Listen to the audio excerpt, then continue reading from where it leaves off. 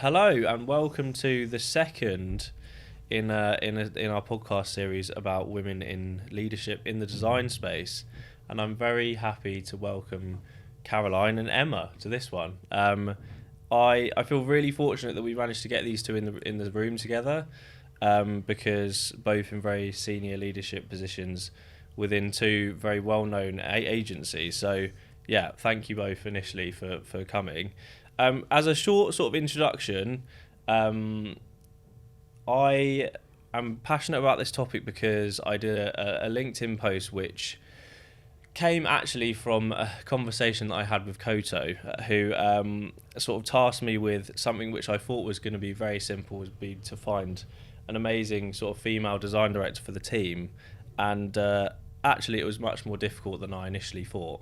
So I did a post which was kind of summarising some findings that I'd found, and it went really mad, and lots of people were commenting on it, mostly women were commenting on it, which was just summarising the drop in women in sort of design industry. So that's kind of where this came from. I'm really keen to hear and sort of start some conversations around this topic with Emma and Caroline. But Emma, I'll start with you. Currently Global Creative Director of Wolff Olins. I'd love to know who was the first person who made you feel talented. My dad. And the reason that sticks in my mind is he's a typical northerner, so I don't show your emotions very well. Very rarely compliment, and I remember him buying me some pencils and just leaving them in my bedroom with a drawing pad, and that was his way of encouraging me to kind of keep drawing and being creative. So yeah, I'd say my dad. Your dad. And do you think that, because we ask that question to everyone, and it's often a very early kind of teacher in the creative space, or a one person was their granddad who was actually a carpenter, but really appreciated someone else being quite creative in the way that they work. Do you think it's really important having that person sort of banging the drum for you when you're younger to sort of inspire you and make you feel talented? Absolutely. I think everybody's born creative, but I think society, weirdly enough, kind of drums it out of you. And your mum might say when you're 4, "Oh, you're really good," and put your picture on the fridge. But I think everyone's mum does that. I think you need to, in order to keep kind of pursuing your career or your dream in creativity, you need somebody who champions you, who tells you that you're good at it. Because, and I often don't think it is schools. I think it does come from family members. I remember at school, I was disruptive, I was naughty. I wasn't encouraged or told I was good at drawing, even though I clearly was, because I've got a career in it. Yeah, no, absolutely, that's true. And Caroline, I know that we had a bit of a laugh about this question before, but who was the first person that made you feel talented? My girlfriends at school. Really? For sure. Yeah, I think about that. I think about the kind of the support and the friendship and the power of strength that we had as a group. And I think that's stayed with me. Well, it definitely has stayed with me through the whole of my life. I'm still friends with them. But I think when you're younger, you're more open to taking on that praise or believing in that praise and understanding it and letting it mould you. I think certainly for me, the older I got, I was much more resistant to that. And I think it was up to me to believe in the talent I had. I couldn't really take it on board from other people, but definitely my girlfriends at school, that's where it started. Yeah, it's so true actually, isn't it? Being receptive to praise is quite because you're used to it when you're younger, aren't you?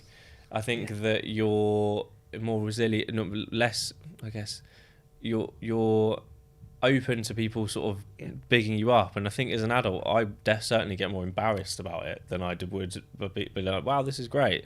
But that's you really true. Also learn to give it as well. I think there's something really empowering about being able to give praise in the best way, and I think you do that when you're younger, and then you have to learn better tactics of it. Yeah, no, it's true. And sort of to move on to the sort of women in leadership, mostly in kind of the design space, as leaders yourselves, and I'll ask Caroline you this question first, but can anyone be a leader? Yes, I believe so. Yeah. Because I don't think leadership is about power or about status or about scale. And the more people that you have around you makes you a bigger leader. I think it can happen in the smallest, most intimate moments. And I think it comes with... you have to have a level of belief in yourself. You have to be risk adverse, and you have to believe in the power of a group as well. But I think anyone can be a leader. You need people around you to believe in your leadership, for sure. But it can happen in many different scenarios, I think. Yeah, and Emma, what are your thoughts on that? Slightly different. I think leadership can come from anywhere, in that despite your background, your gender, your race, that should affect your ability to be a leader. But I think, can anyone be a leader? I think if you're passionate, being passionate is infectious and therefore inspiring. And I think if you've got that quality, then yeah, you absolutely can be a leader. But I don't know if everybody does have that quality. Or want it, maybe. Or want that quality. And it shouldn't be forced on people. As well, I think, it has to be a natural desire. Yeah, and sure. I think people are saying, oh, you need to be like really good at your job, or you need to be this, that. That doesn't matter if people are not inspired by you and people don't believe in your passion and your vision. Yeah, for sure. And I think that we spoke about this before, Emma, but in terms of you both being in leadership positions, have you had any female mentors or kind of people who you've aspired to look towards who have been women? Early on in my career, no. I remember actively looking for it, seeking and feeling like I needed to have a female mentor. And that wasn't because nobody wanted to mentor me, to make that straight. It's just because there wasn't anybody. Yeah. But later in my career, there's definitely females who support and champion me. They're not so much leaders, so I'd call out Lou Jordan and Sarah Ashman, the CEO of Wolff Olins. They're definitely champions for women. But whether I would call them mentors or look at them for mentorship, no. I've honestly struggled throughout my career. Even now, I kind of seek that as a leader. I'm still seeking that as well. Yeah, and Caroline, have you had any sort of mentors? Not in a formal manner, but definitely I have throughout my career. I can think of at different points and different places. I used to work in advertising, and there was definitely some kick-ass women there that I would watch, and how they operated in meetings, and how they ran accounts, and how they held themselves accountable. And I definitely learned from some amazing women, but it was never really anything.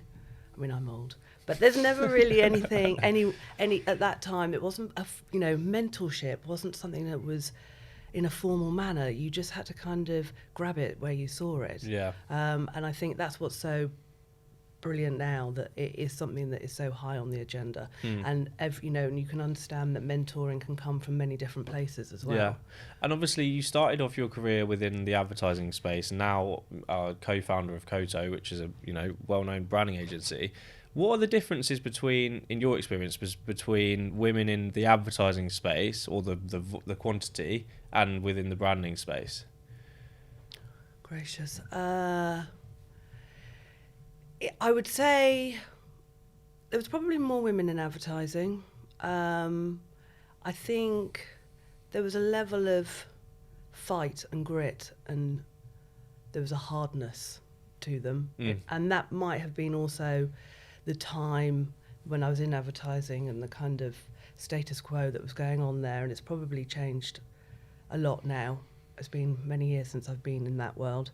But I think there's much more of a openness and a softness in design, which I think we have to harness, I think, now. Absolutely. Yeah, 100%. And I think that in terms of your progression and your journey towards being a leader, what sort of challenges have you faced, Emma, sort of moving from a designer into a design director, into more of a creative director, and now global creative director?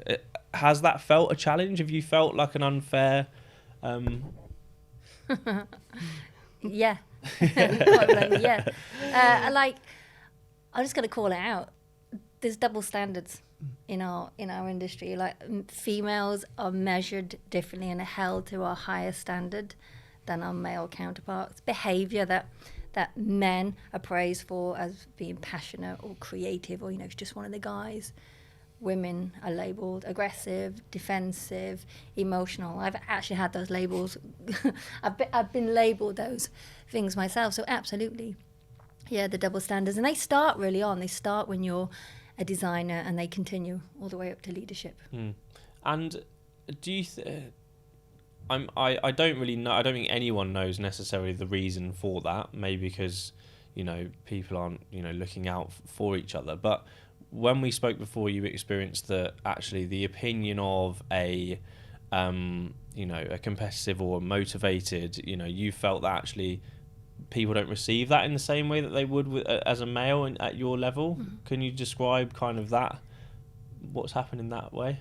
Because you're viewed for a male lens, and there's an expectation that's set against you that is only skewed towards a man. So for instance, I've got a strong point of view. I'm going to defend my work. I'm going to defend my team. That's aggressive. A man does the same thing. Oh, he's just passionate. He really cares about his job. He's just kind of deep, coming in from deep within. There are examples. They're only like one of the few examples. Yeah. And have you found yourself having to like over masculine the way that you defend work? Yeah, to a point, yeah. If I'm being honest, I feel like throughout my career I've had to become something that I potentially am naturally not. Mm-hmm. I've had to become more opinionated. I've had to become more assertive, because it's those qualities, and I'm not saying that everyone needs to be like bossy and aggressive or anything. I'm actually saying the opposite. But in order, personally for me, in order to have succeeded, I've had to adopt some of the male qualities and some of the male behaviours, and having adopted them has made me realise actually adopting them is not necessarily a good thing, because it's not, I'm not viewed in the same light. It's actually seen as a negative. Absolutely. And I think coming from more of a managerial kind of lens, Caroline, have you felt the same way? Yeah, for sure. I would say predominantly earlier in my career, all creative directors were male. And being a client servicer and being on much more on that side, I had to learn very quickly how to get my way and use a level of smarts and manipulation, let's just say, and understand when to sit back from a situation and then when to step in. And I learned that really quickly, and it was successful. And not at any point did I ever believe that it was there was some power struggle going on. It was just about understanding the dynamics that were happening in any given situation and understanding how I was going to get around that. Yeah. And ultimately for the better solution. Absolutely. I think your current situation is quite unique, because obviously you're one of 3 founders, 2 are male, and I know I've spoken to them both about how much they appreciate and love having you around and how the business wouldn't run without you. Do you feel quite lucky to have the support of 2 males who are in that way? Like, incredibly. Yeah. Every day. Yeah. We make, I would say this, wouldn't I? But we do make an amazing team. We've got all the, from a skill set point of view, we've got all of our own pieces covered. But also just from the dynamic of the male and gender, the female-male split, as it were, we're very open and kind with each other, and we make sure that we listen to all of our views, and it works. Yeah, because I think that I was listening to a podcast that Ollie did with Sally Oldfield. I don't know if either of you guys know Sally, but she was saying that there's a real problem and an issue with men utilising women's personality types to do jobs that they don't want to do. Wow. And I was like, wow, that's a controversial thing to say. But I was like, actually, might be some truth in that, saying that I'm not good at this because this is more in your wheelhouse. But actually, maybe, do you think that's got any truth to it? Yes, if I think about it. If I think this is a kind of fairly generic observation, but when you look at the more service side of of KOTO. You know, majority of client service and finance are women, and I think that's what we're trying to break, is to ensure that women in design feel that they can continue throughout their career all the way to the very top, where it feels it's a much natural place for women to be in client service. So we make a very concerted effort of trying to, you know, blend those genders in those roles. But as a client service background, I absolutely ensure that client service, regardless of gender, has a very big seat at the table at any point. We're very collaborative and joined up teams across all the teams. And that's really important. Absolutely. So in terms of like why we're here, really, the theme of that post which gained so much attention was, I think, that there was 60% of women of people who enter the design community or creative community are women, and then only 23% now, which has been recorded, is sort of female in leadership. It was like 13% a few years ago. So obviously the rate is increasing. However, the numbers are still much lower and not 50-50. Why do you think there are less women in leadership roles in the creative space? Emerald, fire that one at you. Oh my God, where do I start? And how long have you got? One of the main points is what I said earlier is the double standards. But I think there's so many reasons to add to this. I think the biggest is the environment. I think companies are too focused on, we need to tick a box, we need to get more females, rather than address the reason why there's not any females and why those females aren't staying. And it's the environment, the conditions that they're having to work in. So I'll use a couple of examples. You know, if you're a female, it's lonely. It's really, really bloody lonely when there's nobody like you at the top. There's nobody to talk to. There's lack of mentorship within the industry. There's lack of support for new mothers, so people leaving the industry and then coming back after taking a year out.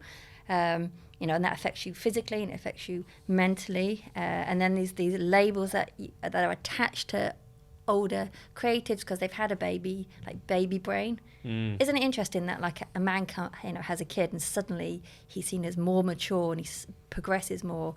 A woman's seen as somehow it's a weakness. You know, got baby brain. And then there's the menopause, which, you know, we've talked about this, Caroline. It's this kind of dirty, awkward subject that nobody wants to address, but it needs addressing. And again, people need to be aware of what happens to a woman when they're at that level in leadership. So I think it absolutely is the environment and the conditions. That's why people don't stay. Yeah, for sure. And I think that I speak to because I think that the 3 points that you're talking about, the start of your career, the middle, probably when you're deciding to have children, and then the end, they're 3 quite defining moments in your career as a woman to start, you know, put your stamp on the industry. And then, you know, if you're coming back after having children, you're probably going to want to go into some kind of leadership role because that's the level that you're at. You don't want to take a step backwards, but then, you know, there seems to be a real lack of support in coaching someone back to that point, or allowing them the freedom and flexibility to. Do you think there's anything that agencies can do to enable someone to come back after sort of maternity leave? Caroline, do you want to? Yes, for sure. I think, but I think it should start earlier than that. I think it's a very natural thing that a woman and a man, but a woman will get to a certain age and start thinking about family. And the next thought is, well, what about my job? And before they've even become pregnant, it's already on their mind to go, do I stay here? Do I go somewhere else? What's going to happen? And the fear starts to set in, and the concern, and the kind of knock on the confidence. So I think it needs to start at that point, and our language and our support needs to already be in place. And it's much more than just having an amazing maternity package. It's about how we talk about it, how we frame what that maternity package looks like, and how actually even at the point of getting pregnant we're already supporting you. You know, hormones are an amazing thing, and when you're getting pregnant and you're absolutely scared about what that future holds and excited, you need to be helping women through that and taking them on that journey and ensuring that you're giving them the reassurance that not just you're going to support them during that time they're off, and of course their job is open, but actually what does that look like? And then when they do come back, it isn't just a case of going, well, are you coming back on this date or this date, and are you working full time or not? You don't know. You don't know how you're going to feel, and so it's allowing them to be in charge of that conversation as well, and have the confidence that they can feel empowered by it. For sure. And yesterday, Caroline, you said something which kind of, well, definitely shocks me about returning, you know, being in a leadership role as a woman. You feel fortunate to have that role. Can you expand on that a little bit? Yeah, I have this theory that there's a ton of women out there who just feel damn lucky that they've got a job. And that's not doing them a disservice. I think it's just the case of going, I feel solid and supported and grounded in this job. I'm lucky. Let's stay here. And I think that's already the mindset that happened. That so when they then think about returning or having a promotion or even moving jobs, that's just too much of a big risk. You know, why would they want to do that? And so what that then can start to do is hinder their own career progression. Absolutely. It's, you know, we all know that sometimes moving jobs and roles is we definitely know it's part of growth. You know, you can have a whole new sense of being by being in a different role or a different place. You also get a promotion and earn more money, which again, you know, it's an important part. Earning more money and having all of that gives you bigger choices and allows you to have childcare. You know, all of these things are so important. Absolutely. And if you feel you don't have those opportunities and you feel lucky that you are where you are, you won't even be looking at those doors, let alone opening them. Absolutely. And Emma, do you feel like you've had to at one point make a choice between your career or your family? Do you think that? Oh my God, all the time. As you were just speaking then, Caroline, just surfaced so many like emotions. Like I remember falling pregnant. I have one daughter, and I remember falling pregnant with her, and instead of feeling happy and excited, I was filled with terror. The thought I just started my job, and the thought of telling my employee 6 months in that I needed time out, to the point I took 3 months maternity instead of 6 or 9. Body hasn't healed, my mind hasn't healed, because I was so paranoid I was going to lose my position. Yeah, I mean, again, off the back of this sort of topic and having conversations, it's a real choice. And I think then actually you get there's obviously a time limit to actually having children, and then that becomes stressful. And I think that having to choose between your career or your family is men don't have to deal with that really, do they? Sorry, I was just going to say a word you use there which is so apt is choice, and I think that's what we need to give all of our employees, but women especially, is choice, knowing that it is their choice, knowing that they are empowered by that, knowing that, predominantly men get absolutely awful paternity leave, so women don't have a choice. They are off for as long as possible with their amazing maternity package. Understanding that actually society is dictating to them and language is dictating to them that they are the ones that have to be the ones stay at home, have to be ones that have to work out what childcare looks like, rushing home to collect the child from nursery. I think all of that, opening up all of that language and choice for men and women is really important. Yeah, absolutely. Just on that as well, I think part of it isn't choice as well, because women, I don't know about you, Caroline, but same career as my husband, same job, same time in the industry, same degree, same university. Yet for my entire career, I earned 20 grand less than him. So a lot of the choice is taken away from you because you earn less money. Therefore, you have to be the one to have the career sacrifice. You have to be the one that takes longer out of your job because you need the higher earner in work. So even if there was a choice to be able to share that maternity, often the choice isn't there because of the salaries are not level. You can imagine my answer to that. That just literally, makes me rage, and it will come as no surprise that doesn't occur at KOTO. No, it's true. It's like, you should that moment should be filled with positivity, right? When you find out you're having a child, and that's something that a lot of people have planned and wanted for years.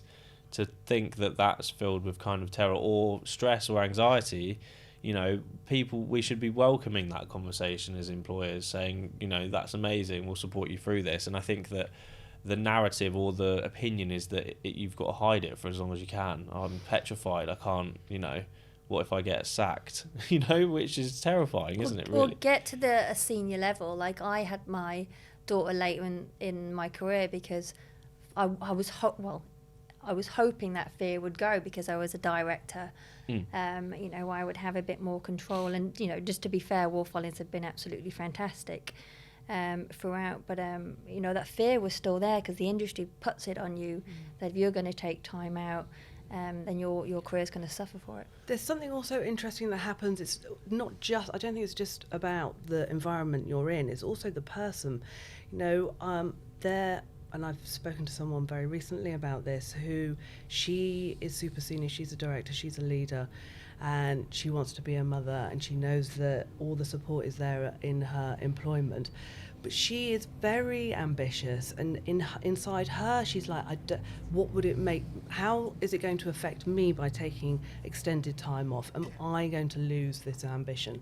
What does that look like? So you also have to kind of deal with it on an individual basis as well, and understand that it's not just the ask of the employee, it's also the employee that needs to be listened to. 100%, absolutely. And I think that, I've got siblings who have gone through this process, and it does seem that my brothers have had an easier time than my sisters with this, which is kind of, is there a way that we can... And I think that something that I said on the last podcast that I'd be keen to hear your thoughts on. So my mum worked in the healthcare industry for a long time. She worked in the NHS, and when someone was going off on maternity leave, what they would do is they would get sort of freelance cover, essentially, to support that person. And then when they would come back, they would almost stagger so that someone's contract would extend by the amount of months, and someone could work a contract which would match the school holidays, for example. I think that's an amazing idea, and I don't know why in the creative space we haven't done something like that. Why haven't we given someone a contract which is 10 months long, which is recurring every year, and actually then it's linked to the school holidays? Don't get me started why employment and school don't tally up. I mean, it's just my biggest pet hate that companies don't offer enough holiday to cover school. Yeah, I think it's an amazing idea. Like, Wolff do something similar in that they stagger your journey back, so you don't come back 5 days a week, because that would be a massive shock to the system, where you come back 3 or 4 days, and you have those I think we call them like keeping days or check-in days, where you can come back to work while you're on maternity. But I don't know of any company that offers like a freelance cover for you, which I don't have an answer for that, but I think it's an amazing idea. Yeah, it was just something that I thought, and I was like, wow, actually that could be a really good thing to sort of, because the industry is so rife with freelancers. Agencies are often scaling up when the new client is won. I know, it might be more expenditure to actually cover that off, but I don't know. What do you think, Caroline? You can build in that expenditure. I don't see that as the obstacle. I guess the biggest piece is just within a creative environment, and actually so much of it, the creativity is born from that individual, or the strategic ideas or what have you. That becomes the challenge, and understanding how you can ultimately craft a beautiful synergy between ultimately two people doing that. It's not impossible. It's something that should definitely be looked at. Once we will always do a faded? No, that's not the right word. A kind of a gentle return back, and always make sure that there is support, so that person's not thinking, great, I've now got to do 5 days work in 3 days. yes, but as a long-term solution, that would be fascinating to look at how that would work. Absolutely. So in terms of like, we've spoken about sort of pregnancy and that the impact on that. If we're talking about later on in people's career, obviously we spoke yesterday about the menopause. That is something that is not talked about in a leadership team, I would say, often, and I don't think men generally feel massively comfortable talking about that for some reason.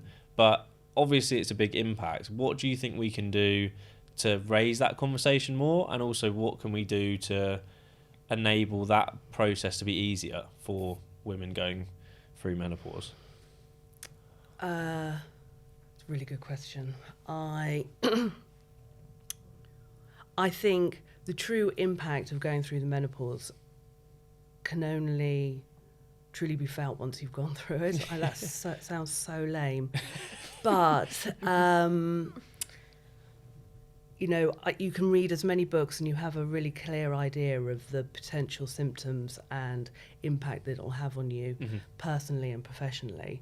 But once someone has, I think it's at that point that person becomes that spokesperson and that advocate to start to tell stories and create a narrative around it that is really meaningful, because it becomes then much more authentic, and you can then talk to the people around you in a way that you can demonstrate actually what happened. I have the fortune of having gone through the menopause, so it gets talked about quite a lot at KOTO. I am very comfortable to talk about it, and you are absolutely right. You can see the slight nervousness that happens. It only happened a couple of times. Everyone's very comfortable about it now. No, I'm being glib, but it is really, really important, and it just destigmatize it. Make everybody realise that actually it's going to happen to half the population. Yeah, that's a guarantee. But I think this comes back to, it always comes back to this. You have to have someone to see it to believe it. There has to be someone somewhere where you think, oh, that could be me, or this, is me, and then therefore it means that there needs to be more women in senior levels within agencies to be able to talk about stuff and their experience. Yeah, and I think, there's so much assumption gets made when you're looking around the people that you work with. You kind of go, oh, they're feeling that, or they've made that choice because. I think whatever state of life stage anybody is in, if they go through a particular thing which actually then could be used to impact the people around them, I think they should become a spokesperson. We've only just started having women go on maternity leave. I mean, we're a fairly young business, and so it's starting to happen, and we have a couple that are due soon as well. But I think once that person returns, I think we then we encourage them to talk about it, encourage them to talk about the experience, not just from a KOTO point of view, but from a personal point of view.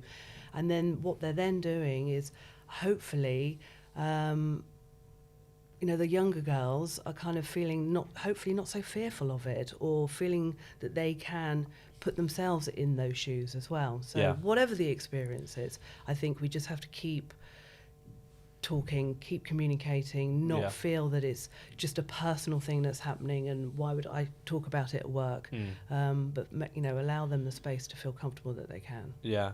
And Emma, do you find yourself sort of looking outwardly in your team and thinking, I need to give that person a bit more love, maybe that person is a girl or a guy? Do you think you're more sympathetic with looking out for people who are struggling a bit than necessarily like a male counterpart? In all honesty, yeah. And I think it's because there are fewer women, and I know the struggles that they're going through. I've witnessed them day to day, and I love a lot of them, the male counterparts that I work with, but I think they're oblivious to some of the ways in which they behave and some of the ways in which they can make females feel. And I pick up on how they're feeling because I can see it in their face. I've been in their situation. So yeah, I think I absolutely am more sympathetic and do make a point of being a mentor and a support for these individuals, more for the guys as well if Yeah. they need it as well. But you know, from experience, it tends not to be the guys who need it. It's the females. And also, I'm a big believer that you pass the love down. So I wish I had that support when I was younger. I was so desperate for it, which is probably why I'm slightly masculine now, because I was looking at the guys. But I believe that if I pass that love and that mentoring and that help and support, then the women, you know, below me would start to pass it on as they come up through the ranks. Yeah.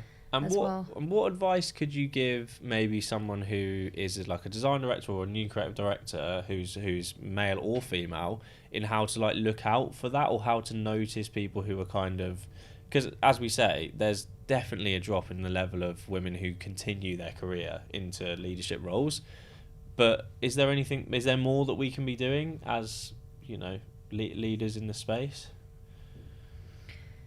Well, I've already mentioned like the environment bit, but it's just check in on the younger individuals, and that's guys or kind of girls. Just check in, see how they're feeling. You know, make sure that they've got that support, people to talk to. That, and it's one thing you checking in, but it's another thing that them feeling that they can talk to leadership as well. Like too often I hear in companies that there's this divide between leadership and below, so it's kind of breaking down those barriers for those youngsters as well. And I think that obviously the design space is kind of, you know, if you could stereotype a designer, it's someone who's maybe a little bit more introverted, someone who doesn't, sits behind a screen, you know, all of that sort of stuff. Don't think that's necessarily true. But in terms of like getting that, it's not always the loudest person in the room who's going to be the brightest or the best. And I think that often a confidence issue is what, you know, Caroline, you've spoken about this previously. It does appear that girls or women in design at sort of more of a junior level have far less confidence than the men, who sometimes aren't even as good. What are your thoughts on that? I think, I mean, this may sound like a generalisation, but I think there's an awful lot of truth in it, that women are less confident than men. Because I don't know why. It's either they think they are unconfident, so they behave as if they are unconfident, or they see their counterparts that are male who come across as super confident, and they don't feel they can match up to that, so they slightly hold themselves back. I mean, that's definitely has been it's a true thing for me throughout my career, and I would say confidence has only really come about in the later years of my career. I mean, confidence is a funny thing. I mean, it means so much. It affects people in different ways and means something different for different people. But I think if we look at it through that slightly narrow lens, when we look at juniors and middleweights, etc., going through their career, I think we can then understand how we nurture and promote women versus men. I think there needs to be more understanding and nurturing that happens possibly with women, and giving them more self-belief and helping them understand what it feels like to be promoted and how they can rise to that next level. I mean, there's a thing that we have realised when we've been interviewing. Again, this may sound a slight generalisation, but guys will come into an interview and go, I'm a senior right now and I'm absolutely smashing it, and I want to come here and I want to be a design director. And that is, that's fascinating, and it's empowering, and you're like, wow, this guy is going to just come in here and do amazing work. And then a female may come in and go, I'm a senior right now, I'm doing really well, and I know I want to be a design director. I really hope that I can prove that to you, and you will promote me. And there's a language that happens there, and you trust what they're saying, and so you take that at face value. But actually, if you can let those women understand what it feels like to already be in that new position, you can get them promoted much quicker. Yeah, I think that's so true. Well, what do you think about that, Emma? I completely agree. I don't think that lack of confidence goes away either. You just learn to mask it more. It's still, intimidating going to a room. you know, you're with a load of men, you're the only female, you're then suddenly aware that you're the only female in the room. You just learn to hide it. Yeah.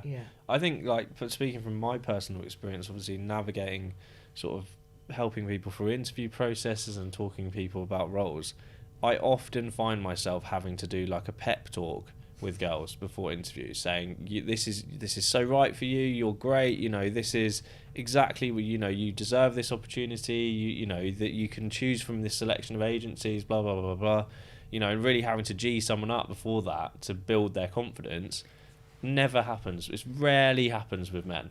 Often I'm having to say, maybe dial yourself that, like, you just need to just check yourself a little bit here, because I don't think you're quite, you know, punching at this level, having wild salary aspirations, you know, and it really is. It's very rare with women. I wonder as well if it's part of that, the lad culture of going down the pub, going to the football. You know, it's well known in our industry that all the companies play football with each other. So I'm not surprised if you're going down the pub or you're playing football and your mate's going, yeah, you're fucking good, yeah, you're good, you're great, mate.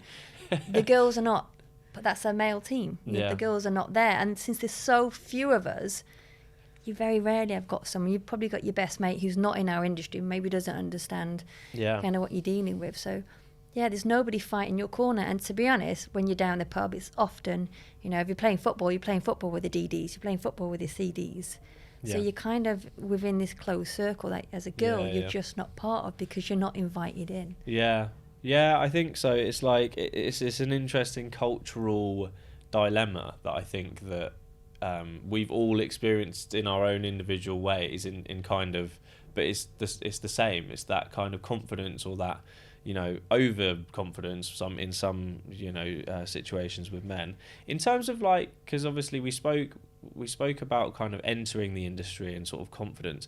That's probably where that confidence is built, right at the start, right? Where you see someone step out of line and protect you or back you, you know.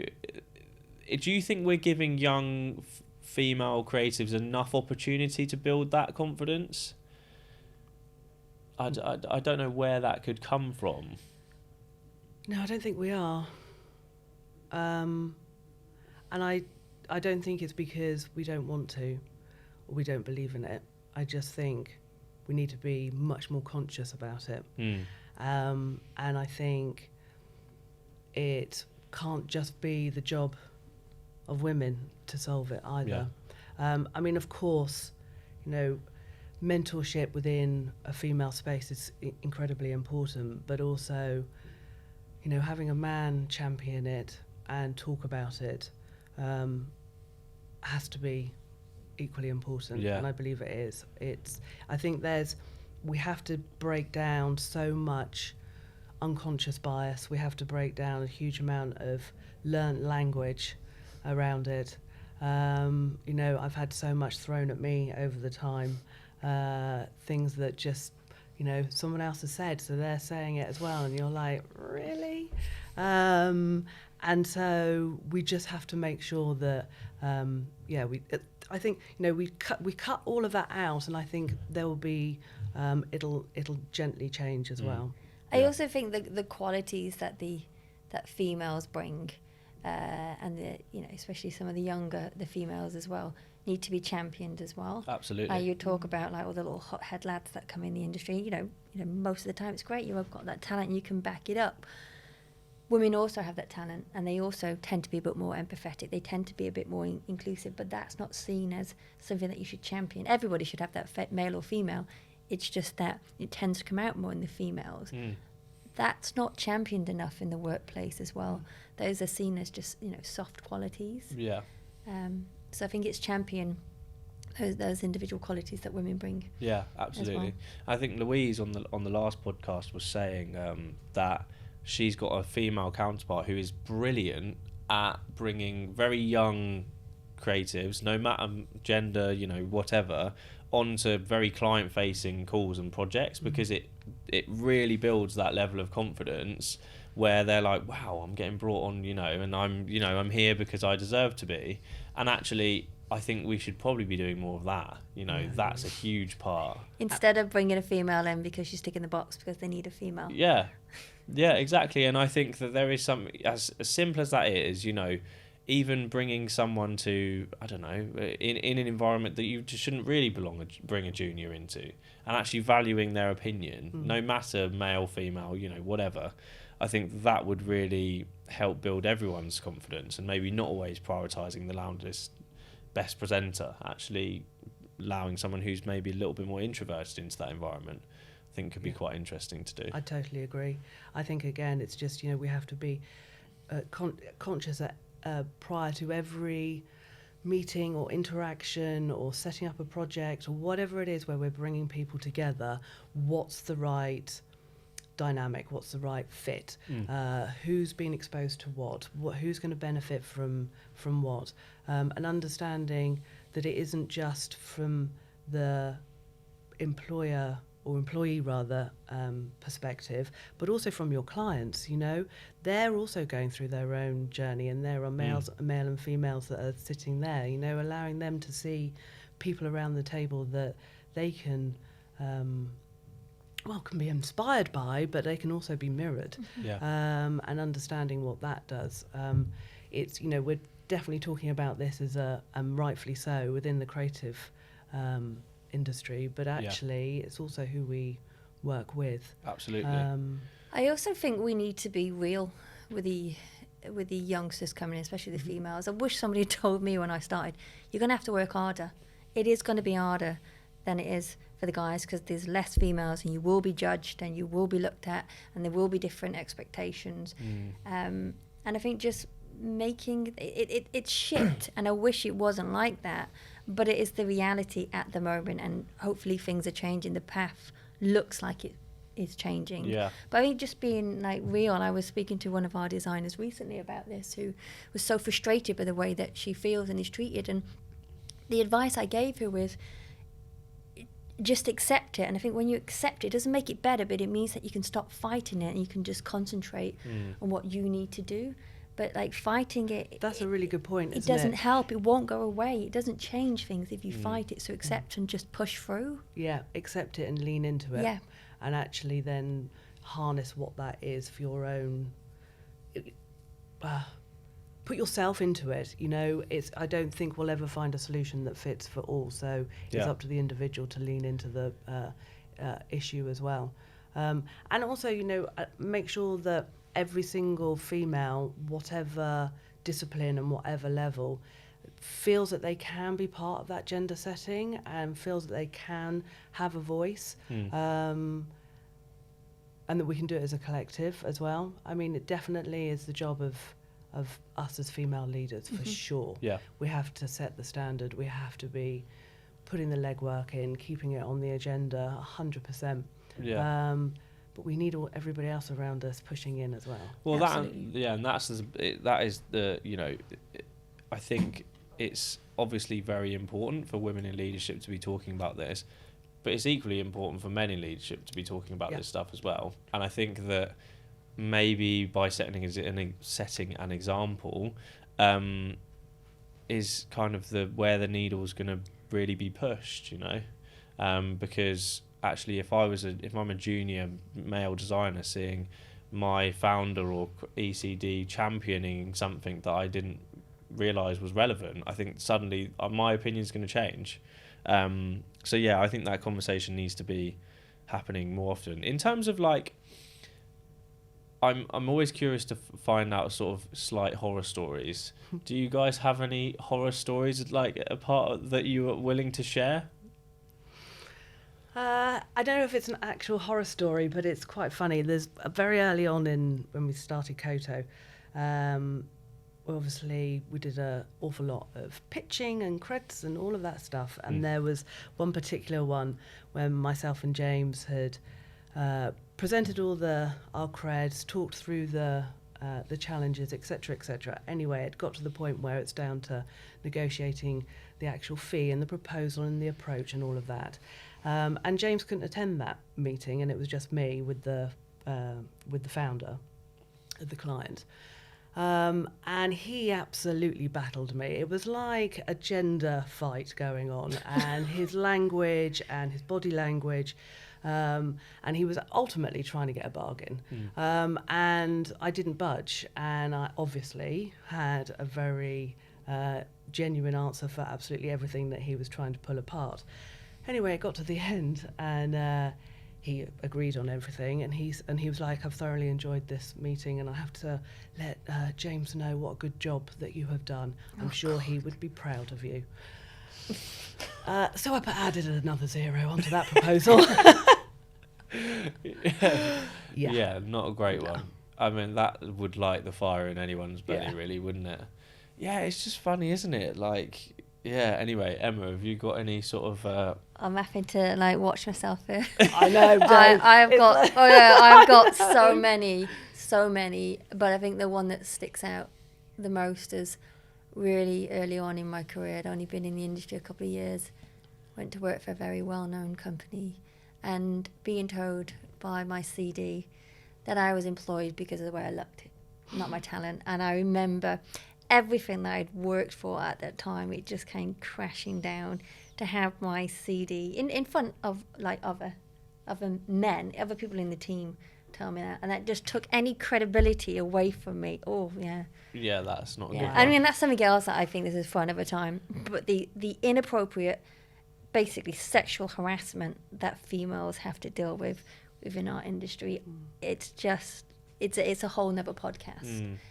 But it's just not acceptable, and I don't know if it still goes on, but it definitely plagued me for a lot of my career, and a lot of the females that I've spoken to have experienced it. Yeah, I mean, we've definitely. I think that is a really pressing, because it's undermining someone's value to be there in the same room, right?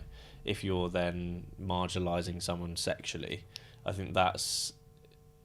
But I hear less of that. I think it's sort of spoken about. I think the industry's got better. Yeah, I think it's been spoken about like the Mad Max kind of, environment of that sort of stuff. I think it's getting better, but I still do think that even the underhand, slightly jokey things, I think should get called out probably more often. What do you guys think about that? I agree. Yeah. For sure. We've got a very strong culture at KOTO, and we're very...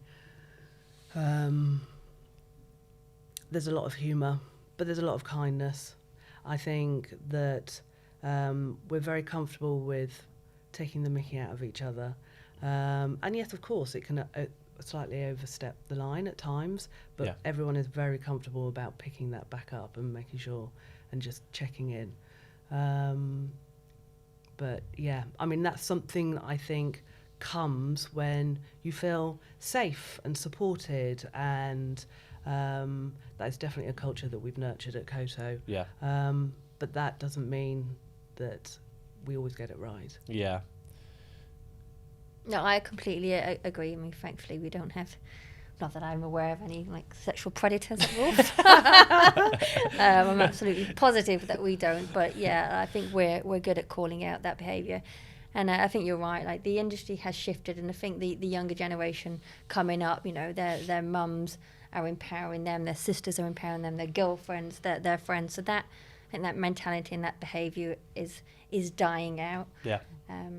Yeah, and I think that there's this brilliant ad that I, again, referenced in the last podcast, but it was quite recent, where there was kind of this sexual harassment thing happening in the street, and then no one said anything, and the girl gets into the taxi and she's mortified, and then it kind of rewinds, and one of the guy's mates like, don't do that, like, don't speak to her like that, and it changes the whole kind of narrative of what's going on.